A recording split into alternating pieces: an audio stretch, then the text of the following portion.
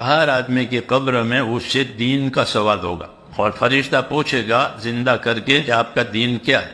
اس سے پہلی ذمہ داری ہے کہ اپنے آپ کو دیندار بنائے، اور دیندار بنانے کا مطلب یہ ہے کہ اللہ نے جو ہمیں ایمان دیا ہے اس ایمان میں اتنی طاقت آوے کہ وہ ایمان ہمیں اللہ کے حکموں پر تیار کرے، اللہ کے حرام سے بچائے، اور اللہ کے دین کے تقاضوں پر چلائے، کہ اپنے ایمان میں طاقت آوے، خدا کا خوف پیدا ہو، آخرت کی فکر پیدا ہو، حساب کتاب، جنت جہنم، یہ سب چیزیں سامنے رکھ کر کے زندگی گزرے۔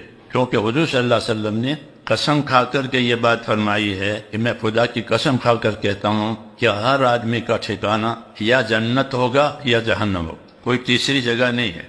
والذی نفس محمد بیدہ ما بعد الموت دار الا الجنت والنار، یہ ہے اصل فکر کی بات، کیونکہ ہر آدمی اپنے آخرت کی طرف جا رہا ہے، اس لیے اپنی آخرت کی فکر ہر وقت ہونی چاہیے۔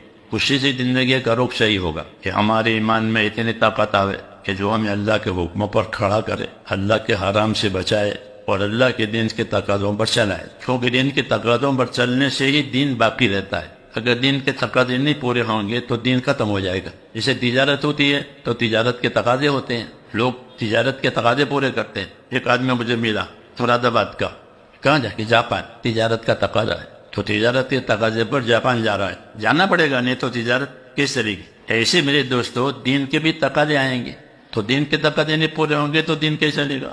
کھیتی کے تقاضے کھیتی والا پورے کرتا ہے، تو ہر آدمی اپنے کام کے تقاضے پورے کرتا ہے، اسی سے اس کام کو ترقی ملتی ہے۔ دین کا بھی تقاضا ہے کہ ہر آدمی اپنے آپ کو دیندار بناوے تاکہ اللہ کے فرضوں کو ادا کرے، اللہ کے حرام سے بچے۔ دوسرا تقاضا میرے دوستو دین کا یہ ہوتا ہے کہ جس طرح اپنے آپ کو دیندار بنا رہا ہے، اپنے ماحول کو بھی دیندار بنائے۔ اگر ماحول میں دینداری ہوئی تو دین پر جینا آسان ہو جائے گا۔ اس لیے اللہ تعالیٰ پہلے زمانے میں نبیوں کو بھیجتے تھے، وہ نبی ایک ماحول کے لیے آتے تھے، اس ماحول میں وہ محنت کرتے تھے، اس کی وجہ سے اس ماحول میں دینداری آتی، یہ نبیوں کا کام تھا۔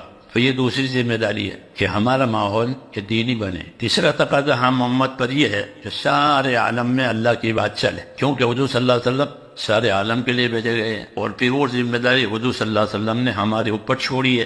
تو اب ہمارے ذمہ یہ سب ذمہ داری ہوئی، اپنے جیسے دیندار بننا، اپنے ماحول کو دیندار بنانا، اور سارے عالم میں دین آوے اس کی فکر کرنا۔